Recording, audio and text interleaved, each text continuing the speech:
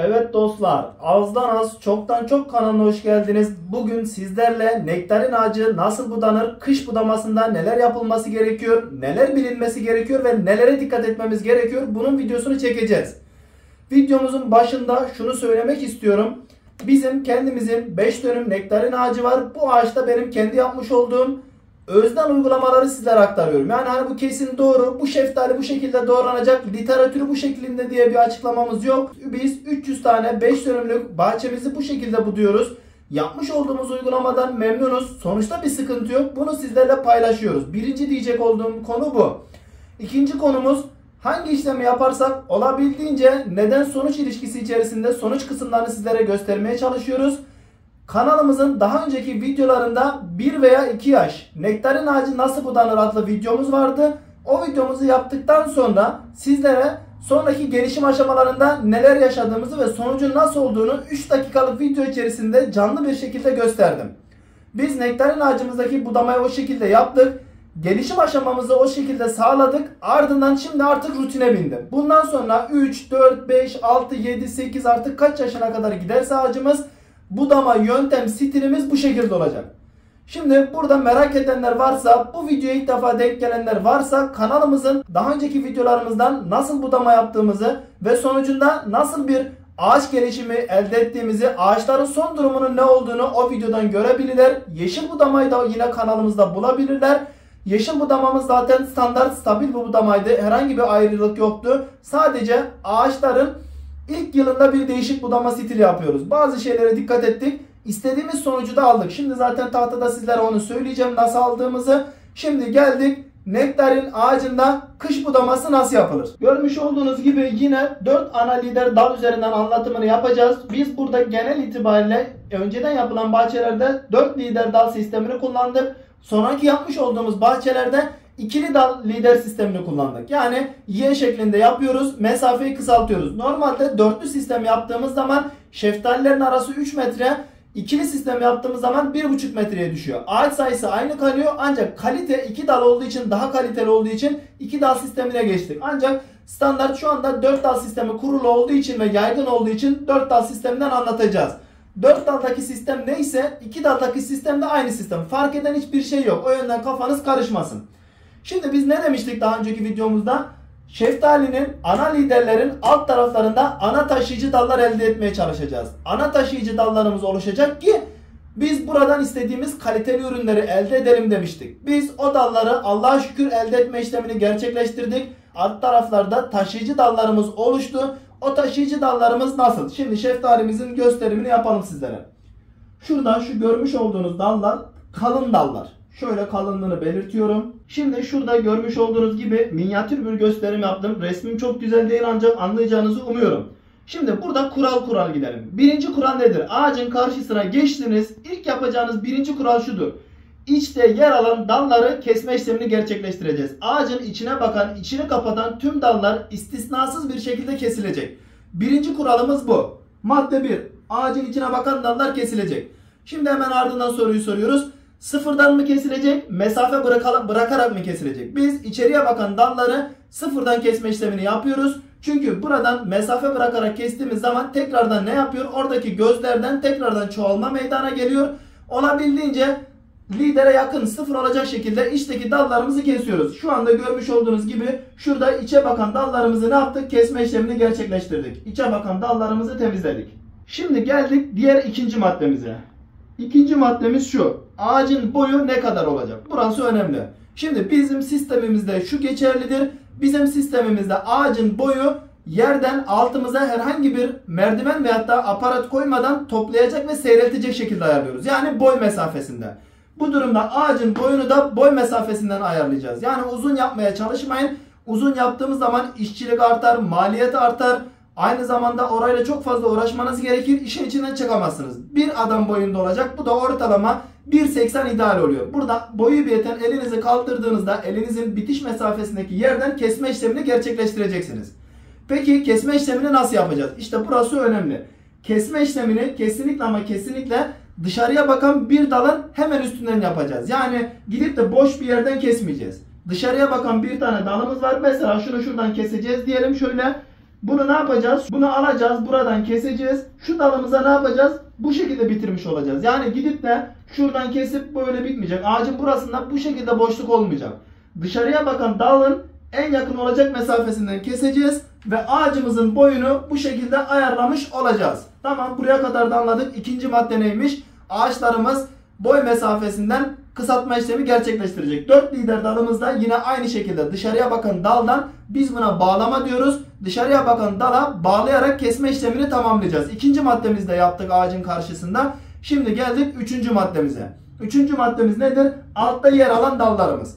Şimdi biz ne demiştik daha önceki videomuzda? Biz burada taşıyıcı dallar elde etmeye çalışıyoruz demiştik. İşte o taşıyıcı dallarda en alttan başlıyoruz. En altta yer alan bu şekilde bakın kalınlığı 2 kalem kalınlığında olan dallarımız var. İşte bu dallar tabii bizim asıl taşıyıcı dallarımız. Bu taşıyıcı dallarımızın üzerinde de meyve alacak olduğumuz dallar var. O meyve dallarımız nasıl? Ben size şöyle göstereyim. Bakın şöyle dallar gelir. Şuradan dallar vardır. Yukarıya doğru çıkmıştır. Bu şekilde dal var.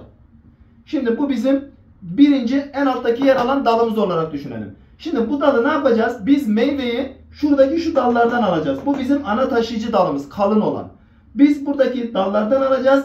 Buradaki dallardan da nasıl yapacağız? Ağaca lidere doğru yanaştırma işlemini yapacağız. Yani bu dalı böyle olduğu gibi bırakmayacağız.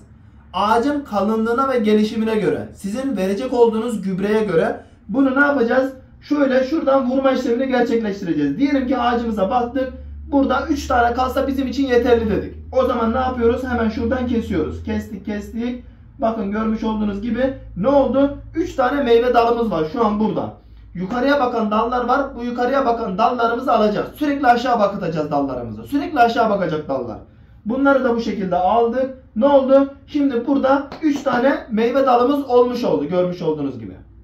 Hemen bir yukarıya çıktık. Başka nasıl bir dal çıkacak karşımıza? Bazı dallar da bu şekilde gelecek. Geldiğinde bakın şöyle size göstereyim. Ucu böyle yukarıya gidecek. Bir tane de aşağıdan böyle dal olacak. Şöyle görmüş olduğunuz gibi dallar olacak. İşte bu dallarda ancak hem yukarıya giden hem aşağı giden dalın kalitesi ve meyvesi aynıdır zaten. Boyu olarak da aynıdır. Bakınca anlarsınız. Bunu da ne yapacağız? Şeftaliyi sürekli aşağı yatıracağız. Sürekli dallar aşağı bakacak. Bunu da şu üst noktadan güzelce şuraya bağlayacağız. Buradan gelecek, burada meyve olacak. Ağacın dalı bu şekilde olmuş olacak. Şimdi geldik diğer soruya. Biz meyve gözünü nasıl anlayacağız? Veyahut da sürgün gözünü nasıl anlayacağız? Şu görmüş olduğunuz dalların üstünde çift olan böyle gözler vardır. Şöyle sizlere göstereyim. Bakın şöyle çift meyve gözleri var. Böyle bu şekilde olur. Şu şekilde çift meyve gözü varsa bu meyve gözüdür. Dalların üzerinde çift meyve gözü varsa bu şekilde meyve gözüdür. Tek sürgün varsa da o da bizim dal sürgünümüz olacaktı yani. Tek göz dal sürgünü, çift göz meyve sürgünü. Meyveyi de buradan anlıyoruz. Bunu da bu şekilde söyledik. Şimdi burada budamacılar genel itibariyle ikiye ayrılıyor. Gitmiş olduğum işlerde, yapmış olduğum işlemlerde iki stil budamacı gördüm. Bazı budamacılar diyor ki bu kalın dallara gerek yok. Kalın daldan meyve alamazsın diyor. Ne yapıyor? Çat. Buradan vuruyor. Şuradan, şu görmüş olduğunuz yerden. İki gözden vuruyor. İki gözden vuruyor diyor ki buradan diyor seneye diyor sürgün yapsın diyor. Bazı budamacılar da bu şekilde kalın dallarda, özellikle şu tarz dallarda ne yapıyor? Diyor ki buralarda diyor meyve var diyor. Kalın daldan güzel meyve elde edilir diyor. O dalları bırakıyor. Ben kalın daldan güzel meyve alındığını düşünüyorum. Bakın yaşlı dal demiyorum. Burayı karıştırmayalım. Yani yaşlı işi bitmiş daldan bahsetmiyorum. Gelişmiş, kalınlığı güzel, üzerinde meyve gözü olan daldan bahsediyorum. Burası önemli. Çift göz, meyve gözü olan daldan meyve alacağını düşünüyorum. Geçen sene bunu birebir yaşadım. 10 numara meyvemizi de aldım. Herhangi bir sıkıntı olmadı. O yüzden ben bu ustaların arkasından gidiyorum. Yani ben gidip de incecik dalı bırakma taraftarı değilim. Eğer ki kalın meyve gözü olan dal varsa ben o dalların peşindeyim. Çünkü dal ne kadar kalın olursa oradan o kadar fazla vitamin geçecek. Dalın kalın olduğu yerden aldığın meyvenin kalitesi iyi olacak. Zaten şu anki son 1 yıldır kaliteli meyve elde edemeyen herkes malını satamadı. Çok düşük fiyata sattı. O yüzden bizim birinci amacımız ne? Kalite. Kalite varsa malın para eder. Kalite yoksa malın çöp olur. O yüzden biz bu şekilde bunu tercih ediyoruz. Şimdi buradan yukarıya doğru çıktığınız zaman dallar incelecek. Yani şu görmüş olduğunuz kalın dallar aşağıda 1, 2, maksimum 3 tane bulursunuz aşağıda. Peki bu kalın dalları ne yaptık? Bu şekilde başında dal kaç tane bırakmamız gerekiyorsa, 2 tane meyve dalı bırakmamız gerekiyorsa 2 tane, 3 tane meyve dalı bırakmamız gerekiyorsa 3 tane olacak şekilde kısaltma işlemini gerçekleştirdik. Bakın şöyle gösterelim. Şöyle kısalttık. Meyveyi de şuradaki şu meyve dallarından almış olduk. Yukarıya doğru çıktık. Şimdi arada ne olacak? Böyle cılız dallar olacak. Yani meyve versene vermesene dediğimiz böyle incecik dallar olacak. Şöyle görüyorsunuz. Dışarıda bakıyor bakın bunlar. Burada meyve versene vermesene dediğimiz dalları da ne yapacağız? İki gözden olacak şekilde keseceğiz. Hemen şöyle göstereyim. İki gözden keseceğiz. İki gözden keseceğiz bunları. Niçin? Zaten bundan aldığınız meyve kaliteli olmayacak. Ancak iki gözden keselim ki oradan bir tane dal seneye ölmezsek patlasın. O dal kaliteli olsun. O daldan meyve alabilelim diye bu şekilde yapıyoruz. O dalı bırakmaya gerek yok. Amacımız kaliteli, yük taşıyabilecek, büyük meyve elde edebileceğimiz dalları ağacın üzerinde bırakmak. Şimdi buraya kadar bunu yaptık. Ondan sonra ne yapacağız? Şimdi bizim burada şu bırakmış olduğumuz meyve dallarını görüyorsunuz. Bu meyve dallarının üstünde kılçık adını vermiş olduğumuz böyle şu serçe parmağımızın uzunluğunda küçük küçük dallar var. Onlarda da öyle bir meyve olur, öyle bir çiçek olur aklınız durur. Onları temizleyeceğiz. Şöyle sizlere göstereyim. Bakın şöyle kılçıklar olacak bunların üzerinde. Bu kılçıkları temizleyeceğiz. Yani meyve dalı olarak bırakmış olduğumuz dalların üzerindeki serçe parmağımız büyüklüğündeki kılçık adını vermiş olduğumuz ince ve kısa dallarımızı ne yapacağız? Şu dallarımızın üzerinden makasla tık tık tık tık temizleyeceğiz. Şöyle sizlere göstereyim. Temizledik. Bakın meyve dalını temizledik. Sadece meyve dalının kendisi kalacak. Bu kılçıkları bırakmayacağız. Peki bu kılçıkları bırakırsak ne olur? Bu kılçıkları bırakırsanız ağaç çılgınlar gibi çiçek açar. Çılgınlar gibi meyve verir. Seyretme zamanı geldiğiniz zaman verdiğiniz yevmiyeden dolayı belinizi doğrultamazsınız. Feleniz şaşar. Duman olursunuz. O yüzden kesinlikle ama kesinlikle meyve dalının üzerindeki kılçıkları temizleme işlemini yapacağız. Üçüncü maddemiz neymiş? Kılçıklar temizlenecek. Şimdi maddelerimizi yazalım. Şimdi buraya kadar 4 tane maddemizi açıkladık. Şimdi sıra geldi 5. maddeye. Ağacımızda yukarıya doğru gittik. Yukarıya doğru gittiğimiz zaman bakın şuradan gelen dallar genelde böyle yukarıya doğru hareketlidir. Siz ağacın boyunu kendi boyunuzdan kısaltsanız bile altta yer alan sürgünler bakın şöyle yukarıya doğru gider. Böyle. Ama böyle yukarıya doğru giden sürgünlerin hemen böyle yan taraflarında yine aynı kalitede de bu şekilde dallar vardır. İşte onları da bu şekilde kılçık olarak düşünmeyeceğiz. O dalları da hemen ne yapacağız? Yine şuradan şöyle kesip aşağıda yer alan şu kaliteli dala bağlama işlemini gerçekleştireceğiz. Burada da buna dikkat etmemiz gerekiyor. Yine yukarıdaki dallar yukarıya doğru çıktığınız zaman dallar seyrekleşir ve kalın olmaz. İnce dallar olur. Şu şekilde dallar olur. Bakın şu şekilde dallar olur yukarıda. Bu dalların üzerinde yer alan kılçıkları temizlemeniz yeterli. Bakın şöyle şu kılçıkları görüyorsunuz. Bu kılçıkları temizleyeceksiniz. Sadece dalın kendisi kalacak. Sadece dalımızı bırakacağız. Şu şekilde. Buradaki meyveleri alacağız buradan da. Bunlar da kesinlikle ama kesinlikle uç vurma işlemi yapmıyoruz. Yine yukarıya doğru çıktığınız zaman arada zayıf sürgünler vardır. Böyle incecik, cılımbız cılımbız sürgünler olur. Bu sürgünleri de yine iki gözden vurma işlemini gerçekleştireceğiz. Bunu da bu şekilde yapacağız dostlarım. Şimdi buraya kadar aslında teoride bilinmesi gereken tüm noktaya değindiğimi düşünüyorum. Herhangi bir aklımda bilgi yok. Bir diğer konu şu. Bir lider dalda kaç tane meyve dalı kalması gerekiyor? İşte bu da önemli. Bunu budayan usta, önden giden usta bazen ağaçları sayma işlemini gerçekleştirecek. Kaç tane meyve dalı var? Yani normalde biz bakımlı olan 3, 4, 5, 6 yaşındaki ağaçlarda en az eğer ki dal varsa 15 tane meyve dalı bırakıyoruz. Tabi biz burada bakıcıyı tanıyoruz. Bakıcının ağaca ne kadar bakabileceğini biliyoruz. Ona göre ayarlıyoruz. Çok aşırı dal olmasın. Burası önemli. Bazıları oluyor. Şuradaki dalları falan hiç kesmiyor. Yani şurası şöyle diyelim ki. Bakın şöyle uzun uzun dallar var. Görüyorsunuz. Zaten burası kilit olmuş. Ağaç buradan meyve verecek. Kaliteli de olacak. Sıkıntı yok ama çok fazla dal var. Yani gerek yok bu kadar fazla dala. Bunların arasını açacağız. Burada seyretme işlemini yapacağız. Dal kaliteli olsa bile burada seyreteceğiz. Olması gerektiği sayıda dal bırakacağız. Bunu yapmazsanız ne olur? Bunu yapmazsanız çok fazla meyve alırsınız.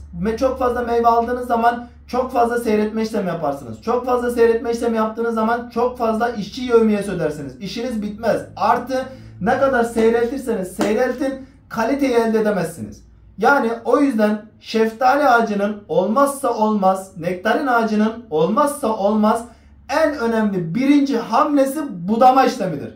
Her şeyi yanlış yap ama budama işlemini yanlış yapma. Dönüşü yok.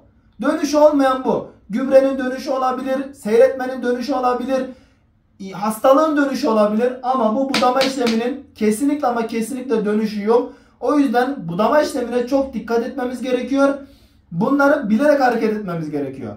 fason bir şekilde gelip bam bam bam bam bam göz kararı yaptım çıktım gibi bir olay olmaması gerekiyor. Birazcık kafa yormamız gerekiyor.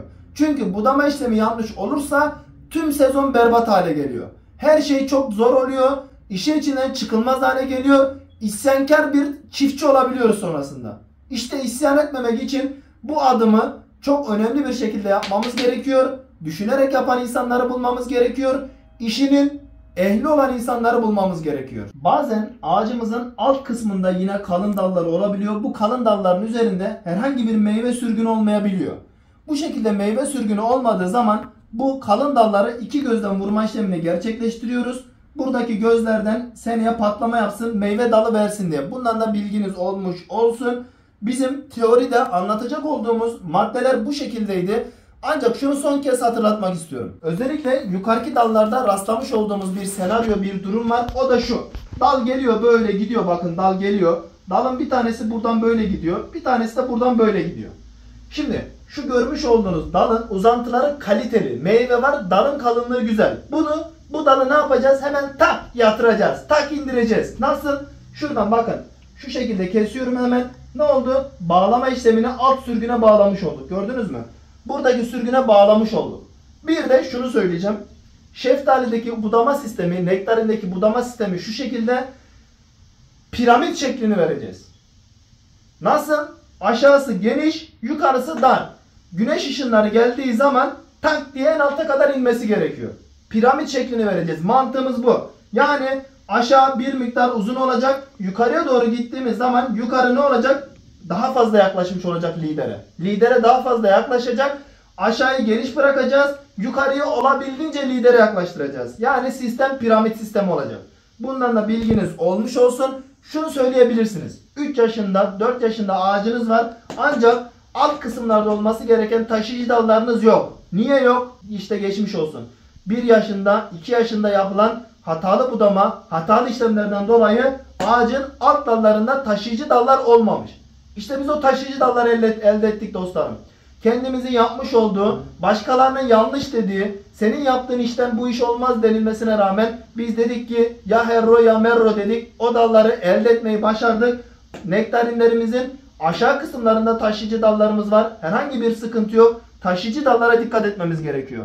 Kaliteyi alacak olduğumuz, meyveyi alacak olduğumuz, tonajı elde edecek olduğumuz dallar bizim alt tarafta yer alan taşıyıcı kalın dallarımız. Bir meyvenin gelen dalı ne kadar kaliteli olursa, ne kadar kalın olursa, bakın boş kalın dallar da var. Onu da söyleyeyim sizlere.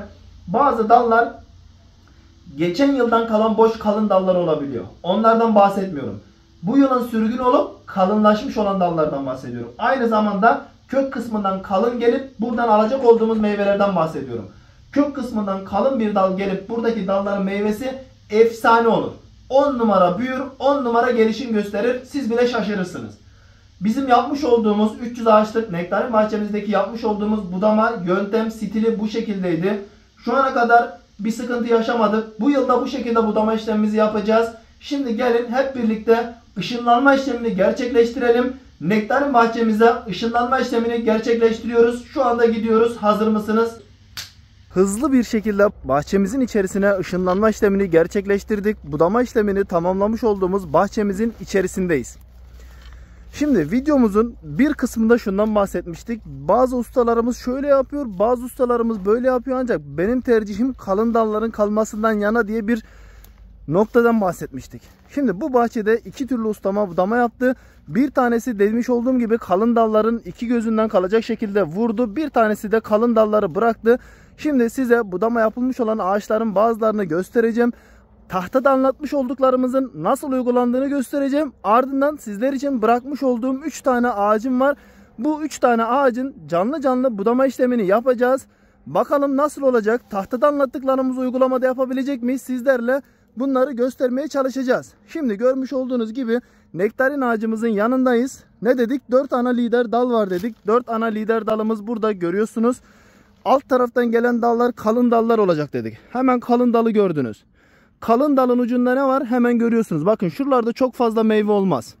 Meyve şurada olacak. Şu dalın ucuna baktığınız zaman ben size şöyle göstereyim. Kameradan umarım belli oluyordur. Şurada görmüş olduğunuz gibi çift göz var. Meyve gözü dedik. Bakın bu şekilde çift veya 3 olanlar, 3 gözü olanlar meyve gözü.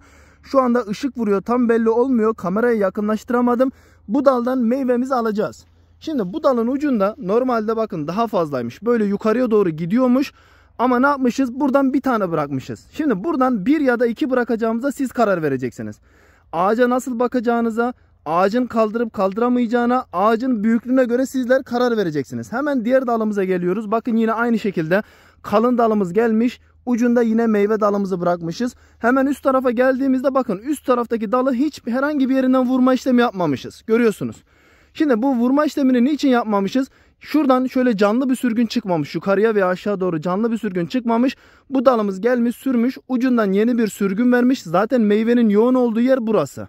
Ne yapmış? Gerisinde herhangi bir şey yok. O zaman ne yapmışız? Biz bunu temizlemişiz. Üzerinde yer alan kılçıkları temizlemişiz. Aşağı geldik. Bakın şöyle kalın bir dalımız var. İşte sizlere ne dedik?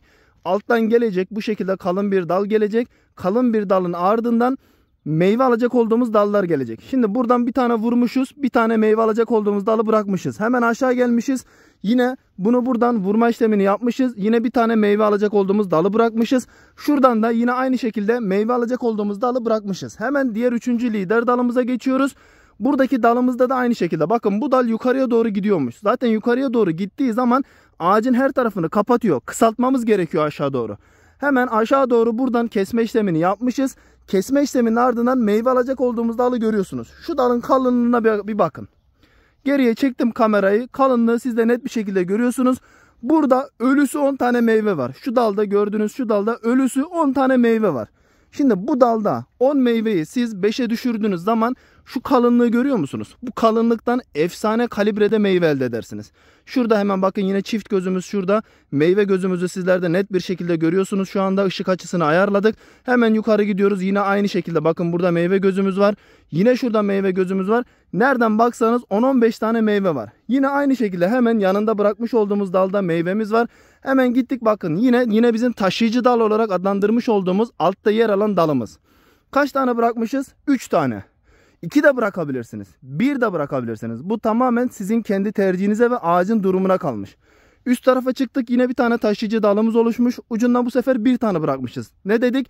Aşağısı geniş olacak. Yukarıya doğru daralacak demiştik. Hemen bir üst dalımıza çıktık. Yine bir tane taşıyıcı dalımız oluşmuş. Bakın yine ucunda çok güzel meyve alabileceğimiz bir dal var. Hemen yine üst tarafa gittik. Yine aynı şekilde bu daha da büyük. Bakın şöyle göstereyim.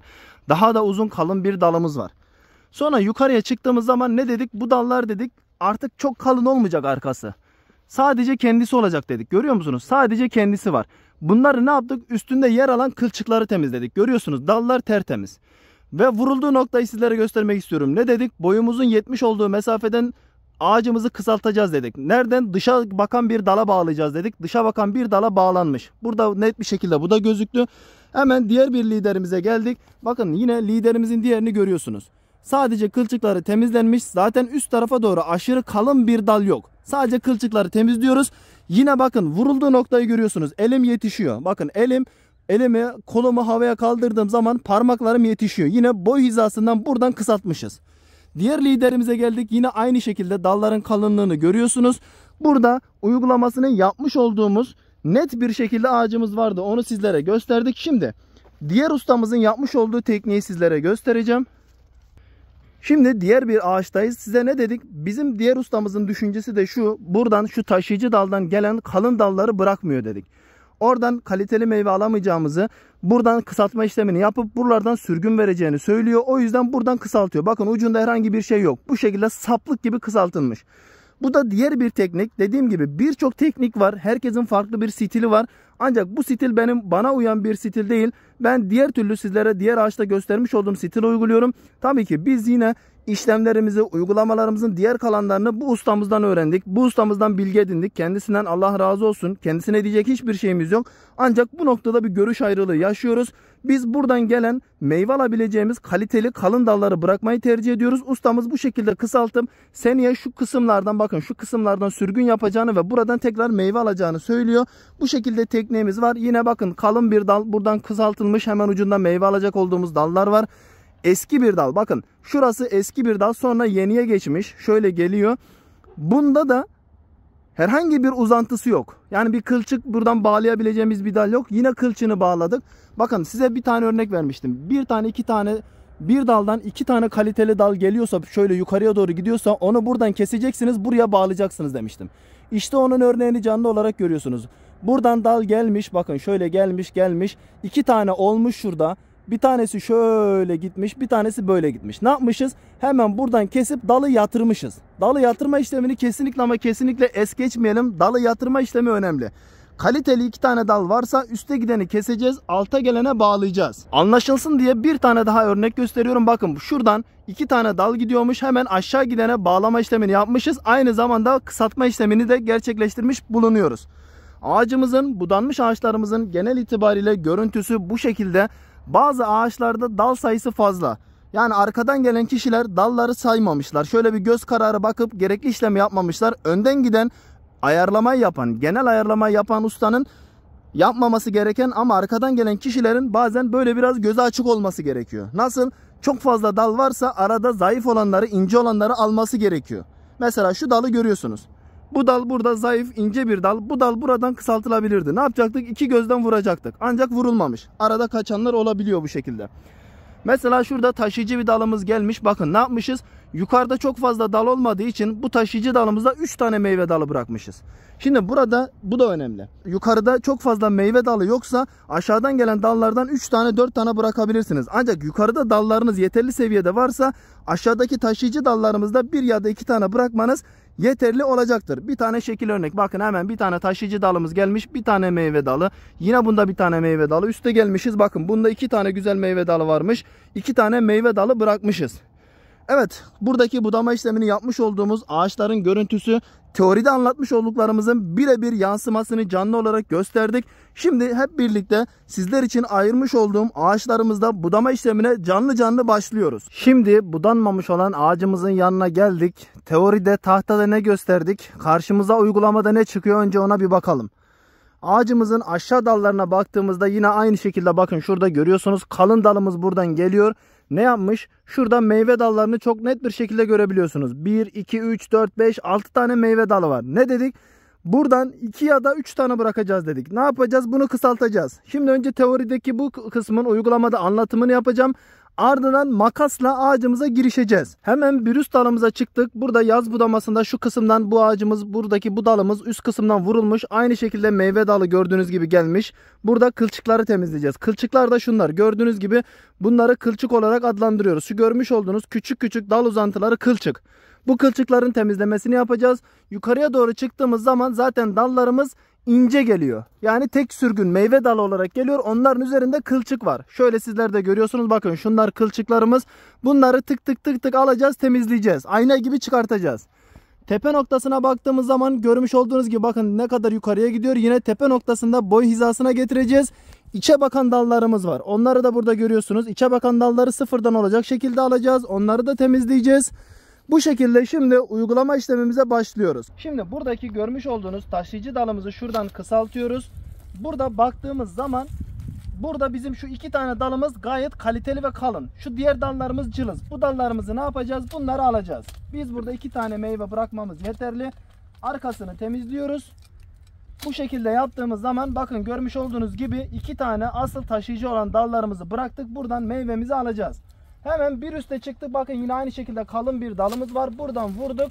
Bakın şundan meyve alacağız. Bunu da buraya bağladık. Biraz zayıf gelmiş. Bu dalımız biraz zayıf ama yapabileceğimiz bir şey yok. Zayıf olduğu için mecburen buna bağlayacağız. Şimdi sıra geldi ağacımızın tepesini belirlemeye. Şurayı da bakın dışarıya bakan bir dala bağlayacağız dedik. Dışarıya bakan dalımıza bağladık.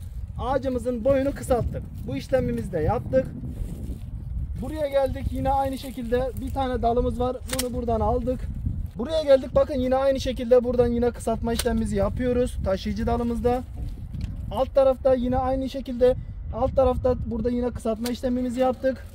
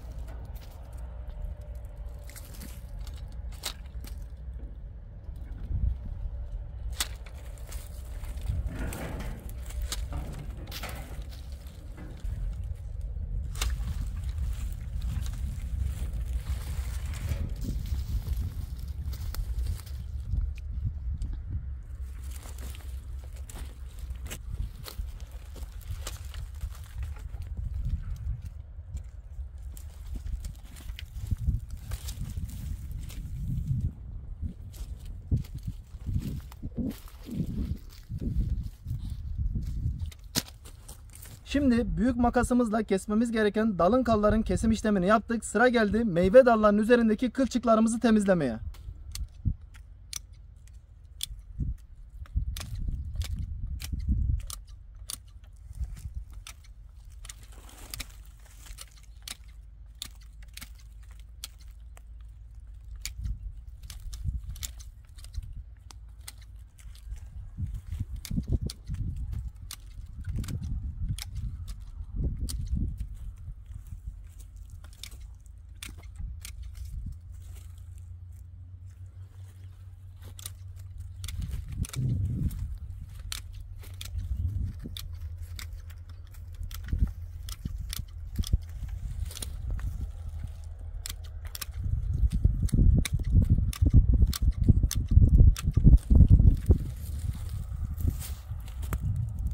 Görmüş olduğunuz gibi ağacımızın budama işlemini bitirdik. Şöyle sizlere de gösterelim. Bakın, meyve dallarının üst kısımlarındaki tüm kılçıkları temizledik. Sadece meyve dallarının kendisi kaldı. Boy mesafesinden vurma işlemini gerçekleştirdik. İçeriye bakan dallarımız vardı. Onları kestik. Aşağıdaki dallarımızı olabildiğince maksimum 2 ya da 3 bırakacak şekilde. Çoğunda genellikle 1 bıraktık. Çünkü ağacımız çok gelişmiş durumda değil. 1 dal yeterli olacak kalın dallarda. Taşıyıcı dallarda bakın burada 2 tane bıraktık. Genelde 1 tane bıraktığımız dallar var. Ağacın durumuna göre hareket ettik. Üst taraflarda yine aynı şekilde kılçıklarımızı temizleme işlemini gerçekleştirdik. Ağacın son formu bu şekilde. Şimdi buraya geldik. Meyve dalını saymamız gerekiyor. Şimdi şu lider dalda ne dedik? Maksimum ağacın durumuna göre 10 ile 15 arası dedik. Ağacınız büyükse 15 taneye kaldırır. Ağacınız küçükse 10, 11 ideal oluyor. Sayalım kaç tane kalmış? 1, 2, 3, 4, 5, 6, 7, 8, 9, 10, 11, 12, 13, 13, 14 tane meyve dalı kalmış. Bir lider dalımızda gayet güzel. Herhangi bir fazlalık, herhangi bir sıkıntı söz konusu değil. Arada fazla olan, küçük olan böyle cılız dallarımız vardı. Onlar da yine aynı şekilde temizleme işlemini gerçekleştirdik. Onları aradan çıkardık. 2 gözden vurduk. Bu şekilde azaltma ve işlemlerimizi tamamlamış bulunmaktayız dostlarım. Görmüş olduğunuz gibi ağacın son formu bu şekilde. Bahçemizin son formu da bu şekilde. Budama işlemini tamamladık. Detaylı bir video yaptığımızı düşünüyorum. Hiç bilmeyenler, ağacın karşısına ilk defa geçip şeftali budamaya çalışanların kafasındaki soru işaretlerini giderecek şekilde bir anlatım yaptığımızı düşünüyorum. Umarım faydalı bir video olmuştur. Tabii ki herkesin dediğim gibi doğru bir şeftali budama tekniği var demiyorum. Bu işin yöntemi %100 budur demiyorum. Benim 300 ağaçlık nektarin bahçemde yapmış olduğum budama yöntem, şekli, şemali bu şekilde anlattık. Sizin de kafanıza yatıyorsa bu yöntem, sizler de kendiniz bu şekilde uygulamasını yapabilirsiniz. İlk defa geçecek olanlar için son bir olarak şunu söylemek istiyorum. Gözünüz korkmasın. Cesur olun. Yani gidin ağacın içerisine. Önce ağacın içini temizleyin. Ağacın içini temizledikten sonra ağacın biraz açıldığını fark edeceksiniz. Ardından tepe boyundan vurma işlemini gerçekleştirin. Ağaç ne oldu? Küçüldü. Daha da böyle gözünüze kolay gözükmeye başlayacak. Sonra üst taraftaki şu dalları görüyorsunuz. Bunlarda ekstra bir şey yok. Sadece üstünde yer alan kılçıkları temizleyeceksiniz. Kılçıkları temizleyin. Bakacaksınız ki bu iş aslında oluyor. Şöyle gözünüze hoş gelen bir görüntü ortaya çıkıyor. Yapabilirim hissiyatı sizlerde oluşmaya başlayacak. Cesur olduğunuz zaman. Aşağı tarafa geldiğiniz zaman bakın bu şekilde taşıyıcı dallarınız oluşmuşsa dediğim gibi tek meyve dalı bırakacaksınız. Ağacınız iyiyse 2 tane de bırakabilirsiniz. Veyahut da üst tarafta bakın şu kısımda fazla meyve dalı yoksa o zaman 3 tane de 4 tane de bırakabilirsiniz. Yani bunu sizin karar vermeniz gerekiyor. Birazcık kafa yormanız gerekiyor. Şimdi bunu ilk başta yaptığınızda çok zor gelebilir, uzun sürebilir. 1 ağaç, 2 ağaç, 3 ağaç derken 300. ağaçta bakacaksınız. Zaten eliniz makine gibi olacak. Düşünmeden, kafa yormadan tık tık tık tık işlerin ilerlediğini fark edeceksiniz. O yüzden burada dediğim gibi önemli olan o ilk adım atmak gerekiyor. O ilk mücadeleyi yapmak gerekiyor. Evet dostlar, bizdeki son durum bu şekilde. Çok fazla sorunlar oluyor. İrtibatta olduklarımız var. Ne dikelim, ne yapalım falan diye soranlar oluyor. Şeftali işi gerçekten meşakkatli bir iş. Yani eğer ki parasal manada ciddi bir getiri sağlayamazsanız çok pişman olacağınız bir iş. Ne açıdan diyoruz? Önce onun da açıklamasını yapalım sizlere. Şu açıdan diyoruz. Şeftalinin yeşil budaması var mı? Var. 1. Kuru budaması, kış budaması var mı? Var. 2. Seyretme dediğimiz, bitmek bilmeyen, ne kadar yapsanız bile istediğiniz sonucu alamadığınız bir işlem var mı? Var. 3. Bunların hepsi yevmiye ile oluyor. Yevmiye dediğiniz zaman zaten yevmiyelerin meblağıyla şu an çiftçinin satmış olduğu ürünler birbirini karşılamıyor. Ciddi manada sıkıntılar var. Ancak diyorsanız ki ben 5 dönüm 4 dönüm içerisinde kendim böyle yapabileceğim şekilde diyorsanız o zaman bak şeftali kitap gibi olur. Hiç sıkıntı yok. 4 dönüm 5 dönüm zaten içerisi en fazla 250-280 tane ağaç alır. Sıkıntı yok. Böyle içinde kendiniz de yapabilirsiniz. Rahat rahat usul usul uhulet ve suhulet içinde kendiniz işlerini halledebilirsiniz. Ancak bu 5 dönümü geçtiğiniz zaman işin içine işçilik girdiği zaman eğer ki o senede para etmezse ki yaklaşık 2 senedir para etmiyor. Özellikle geçen sene erkenciler berbat durumdaydı. Sonradan biraz fiyatlar açıldı ama erkenci şeftalilerin fiyatları çok kötü gitti. Satılmadı. O yüzden bunu da dipnot olarak söylemiş olalım. Bu da zaten son videomuz olacak. Nektarin budama ile alakalı. Nektarinin 1 veya 2 yaş budaması zaten kanalımızda vardı. Bu da 3 yaşındaki nektarin ağacımızdaki budamamız bu şekildeydi. Teknemiz bu şekildeydi. Umarım bu videoyu izleyenler için faydalı bir video olmuştur. Uzun bir video oldu. Sıkıntı yok. Bilinçli bir şekilde uzun çektik. Bildiklerimizi, yaşadıklarımızı, sizlere aktarmak istediklerimizi net bir şekilde aktarabilmek için uzun bir video çektik. İhtiyacı olanlar izlesin. İhtiyacı olmayıp da şöyle bıdı bıdı yorumlar gelmesin. Amma uzun anlattın, amma çok konuştun gibi yorumlar gelmesin. Videoyu kimse zorla izlemiyor. Kimsenin kafasına silah dayanmıyor. O yüzden ihtiyacı olanlar, öğrenmek isteyenler ya da merak edenler, ilgisini çekenler videomuzu izlesin. Onlar için gerçekten inşallah, onlar için umarım faydalı bir video olmuştur. Kanala abone olmayı ve videolarımızı beğenmeyi kesinlikle ama kesinlikle unutmayalım.